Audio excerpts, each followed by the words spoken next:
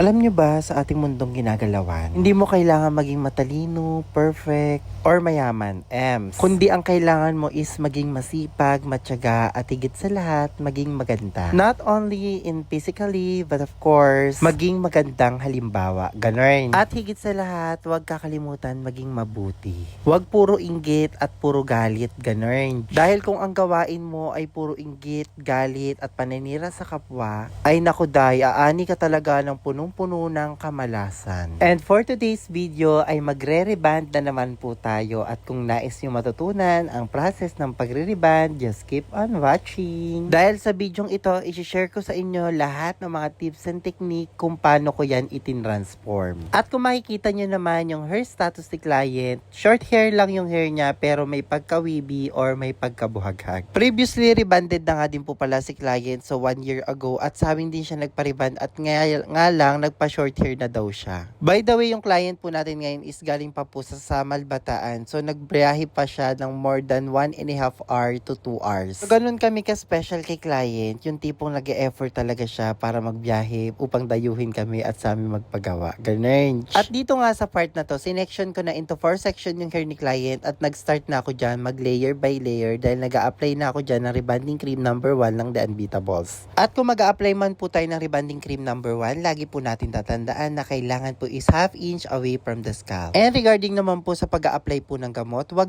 po natin titipadin sa rebanding cream number 1, especially yung mga regrowth part ng hair ni client. At sa video ngang ito, ayan, actually hindi yan nakapass forward para naman na sa ganon ay masundan nyo yung process or step-by-step procedure kung paano ko yung ginagawa. At yung prosesong ito or yung process lang or way of application ay maaari nyo yung gamitin as reference if ever na magre-reband na kayo. Make sure lang na consistent kayo regarding sa pagsasectioning, hindi ganun kakapal at hindi ganun ka sobrang nipis. Kasi ang kailangan talaga natin dito is yung lahat ng hair strand ni client is ma-applyan natin evenly or maayos. At kung mapapansin nyo din naman dito, hindi ko talaga sinasagat yung gamot sa lower part ng hair ni client dahil nga previously rebanded na yun at hindi na natin kailangan pang applyan yun na rebanding cream number 1. Dahil ang previously rebanded na hair ay pag sinabay natin yan sa rebanding cream number 1 ay maaari itong masunog or mangarag agad. Kaya naman ang una ko talagang ina-applyan dito or yung ina-applyan ko mismo yung pinaka-regrowth part or yung mga bagong tubo or yung mga wavy hair or yung mga kulot. Ayan na ha, well explain ko na ha. Ewan ko na lang talaga kung hindi nyo pa maintindihan yung mga pinagsasabi ko. At itong video nga pala ito para to sa mga baguhan or sa mga matatagal ng hairdresser na hindi pa rin ganun ka-satisfied sa kanilang mga hair creation or hair transformation. Again ha, yung videong ito ay para lamang sa mga taong nais matuto at higit sa lahat madagdagan pa ang kaalaman regarding sa pagre-reband or sa rebanding process or procedure. By the way guys, medyo ipapass forward ko na din yung videong to para kahit paano naman alam nyo naman at nakita nyo naman niya yung proseso or yung procedure kung paano ko yan ginagawa or kung paano ko ina-apply yung gamot.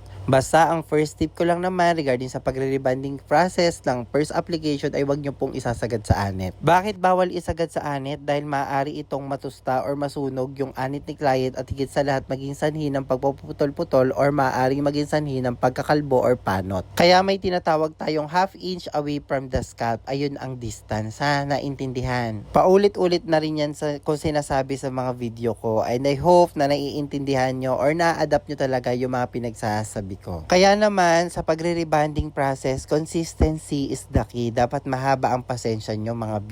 Dahil sa pagre-reband, hindi po yan minamadali. I mean, hindi siya talaga binabara-bara. Kailangan talagang sundin natin yung magandang proseso, at the same time, kailangan consistent tayo sa ginagawa natin. At syempre, regarding sa pagbababad ng hair, palagi ito nakapdepende sa hair strand or hair status ng mga clients natin. So, ibig sabihin nun, hindi lahat ng client ay pare-pareha ang pagbababad ng gamot. So, nakadepende ito sa hair analysis or sa hair reaction ng mga clients natin. So, ang ibig sabihin nun, siyempre, different clients, different hair status, siyempre, different din ng pagbababad or process. Dahil pagka matagal ka ng hairdresser or matagal ka ng umahawak ng buhok for sure, alam mo na kung paano mag-hair analysis or hair analyzation. Ganon. Basta ako, binabad ko lang tong hair ni client ng more than 45 minutes up to 1 hour. Then after nun, nagre-application ako ng gamot. Yes, after 45 minutes to 1 hour po, magre-application tayo ng gamot. So, naka-timelapse na yan, mabilisan na yan. Siyempre, kung ano ginawa mo ng una, ganun din gagawin mo sa pangalawa or sa re-application. Bakit sinasagawa ang re-application? So, ang purpose po ng re-application is to make it sure na lahat ng hairstyle ni client is ma-applyan evenly. Kaya tayo nagre-application dahil hindi naman talaga lahat ng hairstyle is na-applyan natin sa first application pa lang. Ano ka, perfect? After ko nga mababad ng 2 hours and a half yung hair ni client, eto na at binanlawan na namin yung hair niya at binlow dry. At kung mapapansin nyo naman, after ko palang banlawan yung hair ni client dito, nawala na din talaga yung pagkakulot or pagkabuhaghag ng hair niya. What I mean is medyo nag-lessen na. At dito nga sa part na to, sinection ko ulit into 4 sections. So kung paano tayo nag-section ng application natin ng rebonding cream number 1. Ganun din tayo magsa-section pagka mag-hair ironing na tayo or magpa-plancha. And regarding naman po sa paggamit po ng hair iron or heat temperature, lagi po itong nakadepende sa hair strand or hair reaction ng mga clients natin. Dahil pag nakikita nyo kumikintab yung hair ni client habang hini-hair iron nyo sila or pinaplansya yung hair niya, ibig sabihin lamang po yun, nasa right heat temperature po kayo. Pag nakita nyo naman pong natututong yung hair ng mga client nyo habang pinaplansya nyo po sila, ibig sabihin po overheat temperature po ang gamit nyo at kailangan nyo lamang po itong babaan. At kung mapapansin nyo nga pala dito sa paghagod ang akin hair iron, ay kung mapapansin nyo, mas nagpo-focus ako sa pinaka-regrowth part ng hair ni client at tamang pasada lang sa dulong part or sa dulong hair or sa mga previously rebonded. Kumbaga, ang kailangan lang nating lutuin dito sa pag-hair iron yung pinaka-regrowth part or yung pinaka-virgin hair ni client. At yung lower part ng hair niya is tamang pasada na lang or tamang haplos na lang dapat ng planchay, as hindi na kailangan dahil maaari itong matutong. And I hope sana yung videong ito ay nakakatulong sa mga bagong hairdresser or sa mga future hairdresser. Basta sundin nyo lang lahat ng sinasabi ko, for sure makakagawa din kayo ng magandang hair transformation or hair creation. At this point nga, medyo ipapass forward ko na dahil wala na rin ako masabi dito, baka kung ano-ano pa yung ikwento ko. Again, sa pagpaplantya ha, patience is a virtue. Kailangan matyaga kayo mga biha, walang mainitin ng ulo at walang nagmamadali. Kaya kung gusto natin ng pulido at maayos na gawa, kailangan po sundin natin yung step by step procedure, at the same time dapat consistent po tayo sa paggawa. So for sure naman sa video ito, for sure may natutunan naman kayo kung paano gumamit ng hair iron. At ito na nga pala yung matapos ko ma-hair iron ng 100% yung hair ni client. At kung mapapansin nyo naman, maganda na din talaga yung naging resulta ng hair ni client, as in plakadong-plakado na talaga, as in bonggang-bongga na. After nyan, magpuproceed naman po tayo sa pag-apply natin ng rebonding cream number 2. So ito naman po yung rebonding cream number 2 na i-apply natin, o ito yung tinatawag nyan yung neutralizing cream or yung ating pang-fixing cream. Kumbaga, ayan yung maglalak or ayan yung magpapatibay ng rebond natin sa first process kay client. At dito nga sa pag-apply po ng rebonding cream number 2, lagi po tayong nakadepende pa rin sa hair strand ng mga client natin. At kung mapapansin nyo naman sa pag-apply ko ng rebonding cream number 2, yung pinaka routings lang or yung pinakabagong tubo lang yung ina-applyan ko muna sa una. Or ang tinatawag ko yung pre-application, yung baga para maganda yung sectioning niya, para hindi ako mahirapan sa pagsa-section ng hair niya. Kasi kung baguhan pa lang kayo at hindi nyo alam yung procedure na to, for sure magdidikit-dikit yung hair ng mga client nyo at mahihirapan kayo mag-section. Kaya naman nagpe-pre-application ako or pre-sectioning na ginagawa para sa ganun, the moment na sinection ko yung hair ni client or in-applyan ko as a wool, hindi na ako mahihirapan or hindi magdidikit-dikit or hindi magbubuhol-buhol ang mga hair. At ang prosesong ito ay malaking tulong talaga to regarding sa paggawa ng buhok dahil na hindi tayo mahihirapan sa pagsa-sectioning or sa pagle-layer by layer. Kasi ako nung una hindi ko pa alam yung pagsa-section na ganyan, yung pre-application or yung tinatawag nating pre-sectioning. Ay Diyos ko dahil nagbubuhol-buhol talaga yung hair ng mga client namin at nahihirapan talaga ako dahil nagdidikit-dikit sila sa dulong part. Kaya naman pag nag-pre-sectioning talaga kayo, mas mapapadali yung trabaho nyo o yung buhay nyo.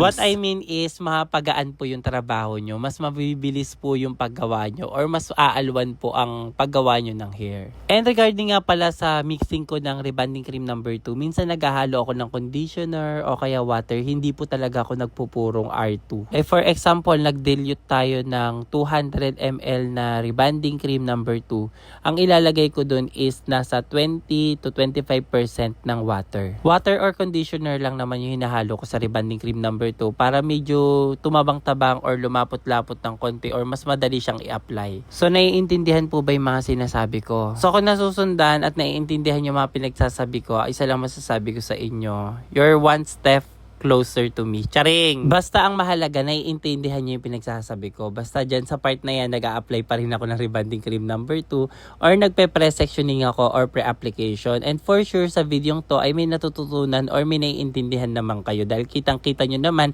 well, nag-i-explain ako dito, nakikita nyo yung video kung paano ako nag-a-apply. So, susundan nyo lang din naman yung process na ganyan kung ano yung pinagagawa ko. Ganyan din yung gawin nyo sa mga clients nyo. At ang pre-sectioning na yan na ginagawa ko, yung pre-application, applicable yan if ever na mag-a-apply kayo ng hair colorant or rebonding cream number 2 nang sa ganun hindi kayo mag-struggle or mahirapan when it comes na nag-a-apply kayo ng rebonding cream number 2 or hair colorant. Kasi ako, gaya ng sinasabi ko sa inyo, paulit-ulit na lang na nahihirapan talaga ako mag-section. So dito sa part na yan, hindi na ako nahihirapan mag-section, mas maalwan, mas mabilis at mas magaan. Kaya naman dito sa part na to, ayan na, bina-applyan ko na ng rebonding cream number 2 yung hair ni client as a whole. At kung mapapansin nyo, pag nag-pre-application kayo or pre-sectioning kayo, tignan nyo, hindi nagdidikit-dikit yung hair ni client sa dulo. Or hindi siya mahirap i-section. Kaya naman dito sa part na to, dire-diretso na lang ang paggawa natin or mabilisan na tayong gagawa or mabilisan tayong makakapag-apply or mas maayos yung pag-a-apply natin. So, naiintindihan ang sinasabi ko mga B, naiintindihan. Are you still with me? Medyo ipapass forward ko na yung video ha, kasi medyo matagal na rin to. Basta nakita nyo naman yung ginawa kong process. So, kung anong ginawa nyo sa una, ganun din lang naman din layer by layer or section by section. And again, wag nyo din titipidin sa rebonding cream number 2 ha. Wag nyo titipidin yung hair ni client. Basta kailangan, ang goal natin is ma-applyan yung hair ni client evenly or wag nating matutuyuan. Basta busugin lang talaga natin sa gamot yung hair ni client. Yung tipong wag natin titipirin para lang sa ganun maganda din talaga yung maging resulta or maganda yung maging outcome. And regarding nga pala sa pag-apply ng rebonding cream number 2, hindi lahat ng hair ay applicable sa rebonding cream number 2. Kasi may mga maninipis yung hair strand or sunog na talaga yung hair ay hindi na din talaga kailangan nyo na applyan ng rebonding cream number 2. At ang papababad nga po pala namin ng rebonding cream number 2, usually umaabot lamang kami ng 30 minutes up to 1 hour depende sa hair ng mga client.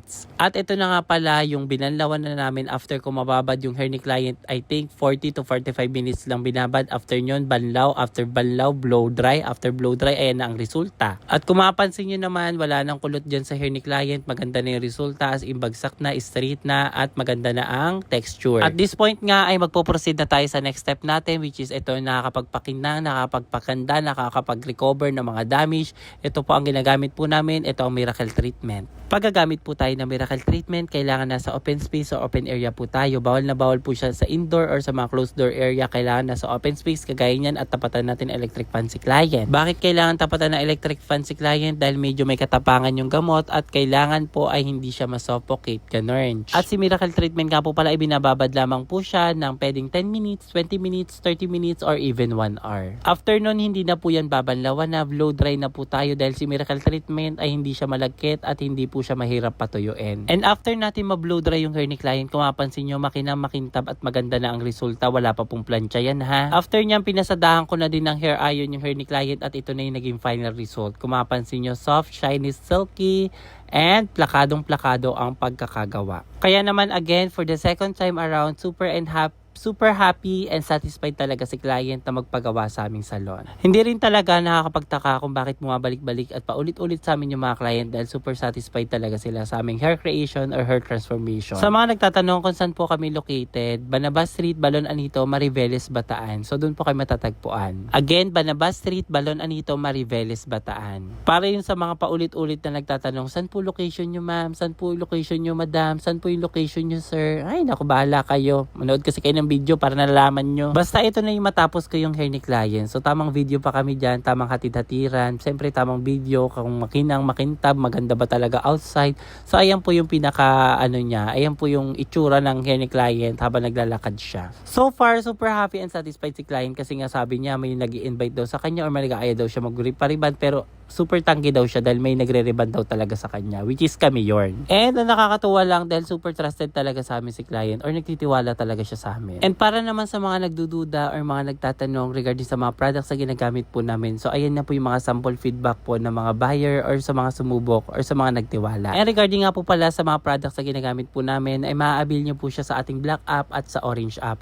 Make sure na manood muna kayo ng mga tutorial video bago po kayo mag-avail ng product or bago po kayong gumamit. At syempre, bago tayo mag-check out ng product, make sure na mag-check muna tayo ng mga sample review para aware po tayo sa product na bibili natin or i-avail natin. At syempre, mag-ingat na din po tayo sa ating mga fake seller na mga nagbebenta po nito online. Kaya naman, kung mag-avail kayo ng product, i-check nyo yung link sa comment section kung totoo or legit ba talaga. So, check nyo din yung mga reviews kung okay ba at kung mag-avail ba talaga kayo. At syempre, the moment na mag-avail kayo ng product, huwag nyo akong kakalimutan na i-PM or i-chat. Syempre, kung gusto nyo ma-add sa aming grupo, Luzon, Visayas, Mindanao, mga kasama ng mga hairdresser, salon owner, buong Pilipinas po. Welcome po kayo sa aming grupo na kung saan kailangan natin magtulong-tulungan, kailangan natin magsuportahan, at higit sa lahat, kailangan po natin i-uplift ang bawat isa. Dahil po sa grupo po namin, bawal po ang toxic or bawal po ang mga inggitera, at higit sa lahat, bawal po yung nagagaling-galingan, dunong-dunungan, kailangan suportahan at turuan. Welcome naman po ang bawat isa, basta make it sure na marunong tayo sumunod sa mga rules and regulation, and at the same time,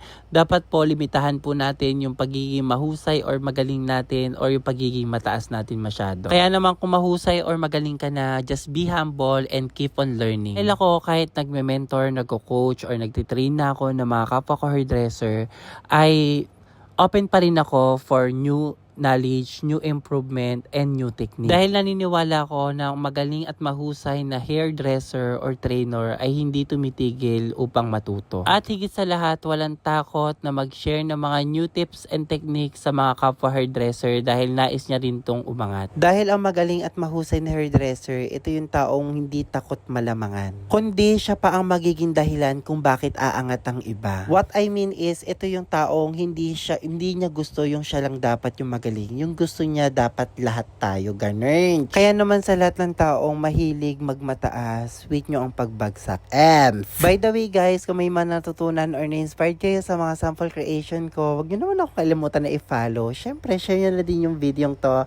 And see you on my next vlog. Bye-bye! Ganda-gandahan yan, Ems!